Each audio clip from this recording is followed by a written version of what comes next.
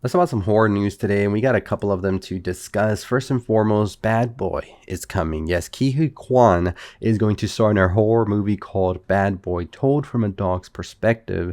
This is according to a report from Deadline. Lily Reinhardt is also attached to star, and it is going to be a film that says Gary is a good boy who loves his new owner, Cameron, played by Ki Kwan. He gets treats and belly rubs, and life is great. Gary isn't allowed in the basement though, and even if he was, he can't unlock doors. But there's a girl, Lily Reinhardt, in the basement, and she can't come out to play. Gary doesn't know it, but he's her only chance. Oh, Ki Kwan playing a very dark role here, it seems. I'm kind of interested in seeing how that's going to be, but very, very excited to see that as well. So this is coming from the director, Jacob Chase.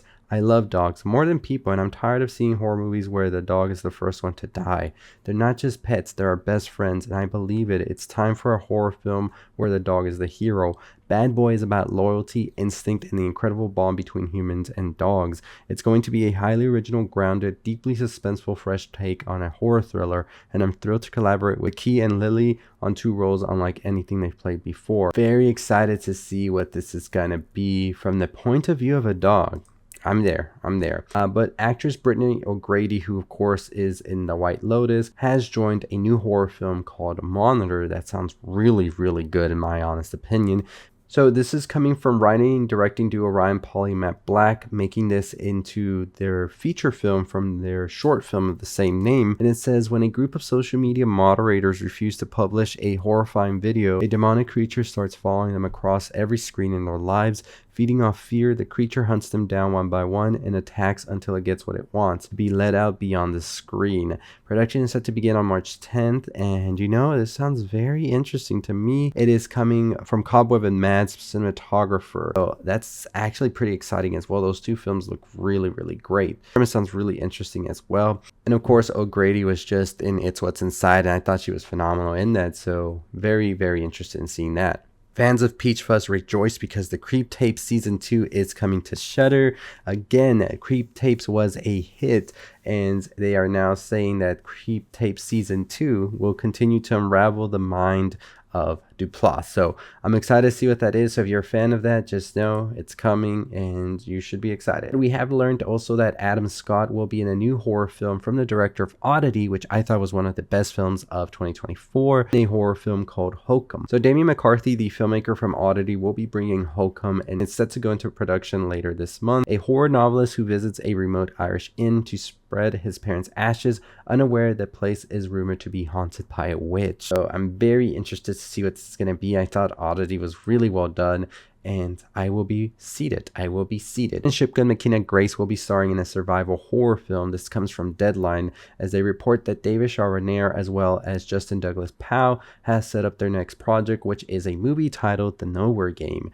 So this is going to be a very exciting one. Great cast. It says the film follows Karen, played by Grace, and Allie, played by Shipka, whose road trip takes a harrowing turn when two young women are kidnapped by a cold-blooded sadist and thrust into a brutal game of survival. With a short head start, Karen and Allie will be set loose in the forest with limited supplies while being hunted in front of an online audience watching in grim fascination. No sign of civilization and no way to call for help. Women rely on their wits and each other to evade capture. Navigating the hostile wilderness, they discover eerie clues left behind by previous contestants, painting a grim picture of the stakes they face. As the hunter closes in, realization dawns on them. Surviving isn't just improbable, it's nearly impossible. Karen and Allie must shed their fear and transform from prey to predator to bring this twisted game to its final bloody conclusion. So I'm excited to see this one for sure. I think they're both great actresses, and we'll see. Panettiere starring in thriller Sleepwalker. So always excited to see Hayden Panettiere, especially when we saw them in Scream 6. The upcoming thriller Sleepwalker was announced by Deadline, and this is what it says. Panettiere portrays a grieving mother who is haunted by the tragic loss of her daughter in a car accident that left her abusive husband in a coma.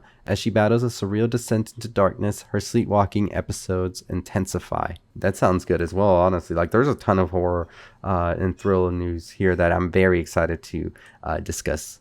So Exit 8 is getting a live action adaptation, which is a liminal horror game on its way from Toho Company. So there was an announcement of it and all of that, and we'll be talking about that as well. The video game synopsis gives only a bit of details on it, where it says you are trapped in an endless underground passageway. Observe your surroundings carefully to reach the exit 8. Don't overlook any anomalies. If you find anomalies, turn back immediately. If you don't find anomalies, do not turn back to go out from exit 8.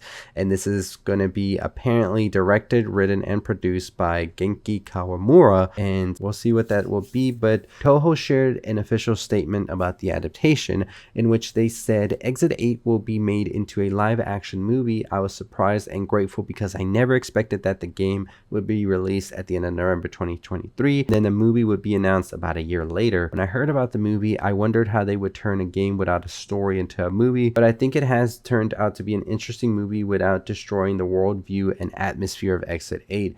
I also had the opportunity to visit the filming location, and it was really amazing to see the underground passage and the old man right in front of me. I hope you will look forward to it, and I'm also looking forward to release. At 8 will be heading to the European film market next week to launch sales. This is being reported by Deadline. So I've never played the game, but I've seen some clips of it, and I think it can make a very, very good horror film. So we'll keep our eyes peeled for that. The Monkey is coming out pretty soon, and I will be discussing it more, hopefully, and this is like fingers crossed I get a chance to see it. But we also have learned that Eggers has started to tease his new film Werewolf, which will be coming out next Christmas. Not this Christmas, y'all. Not gonna get spoiled this year, but we have learned now that the new film is a medieval werewolf movie, also the darkest things he's ever written by far, which just sounds menacing and exciting for sure. Cannot wait. Love Nosferatu. We shall see. But we've also learned that Scott Derrickson has given us a bit of a sort of tease for the Black Phone 2. Of course, he right now is doing stuff for The Gorge, which is coming out next week, which is the new film with Miles Teller and Anya Taylor. But he did say that the new film, The Black Phone 2, is going to be good. So this is what he says. I didn't feel obliged to make a sequel to that movie. Joe Hill came up with an idea that sparked my interest when talking about how exactly the sequel came to be. I realized that if I made a big movie after Black Phone, which is The Gorge, by the time I finished it, all those kids would be in high school. So what I really wanted to do and what I did was I shot a high school coming of age movie in the same way that the first one was a middle school coming of age movie. So high school coming of age movie, all of that, which I've already talked about before, was very interested when he discussed this earlier in the year, well, last year. And we also have Derrickson's co-writer, C. Robert Cargill, who recently posted about the Black Phone 2 on Blue Sky, saying, very excited for y'all to see what we've cooked up. Thanks again to our amazing cast and crew for 3 months of magic. Now to wait for y'all to find out how the hell we figured out to even make a second, which I want to know as well. And I do have a video where I discuss a little bit more of the details of it all and some of the other things that maybe I didn't get to in this part of the video, so you can go check that out right here. Our last piece of news is a new film that sounds interesting, which is The Death of Robin Hood, and this actually stars Bill Skarsgård, Murray Bartlett, and also Noah Jupe has joined the cast of The Death of Robin Hood. So this is a pretty interesting cast right here, and we'll see what happens with this one as well. I do want to make a video of all the South by Southwest titles that I'm very excited to check out, which of course include another Simple Favor, which I think is going to be interesting, Holland, Death of a Unicorn, as well as a ton of other ones. But that video will come out this weekend, so stay tuned for that. Super Bowl weekend, Super Bowl trailers. Let's see what we get. We've already gotten a ton of good trailers this week. Fantastic Four, as well as Jurassic World Rebirth. And I discussed both, so you can check out those videos as well. Check out our ending explained on Hard Eyes as well. We got that up for you. But as always, thank you for tuning in. I'll see all of you next time. Stay safe, stay positive.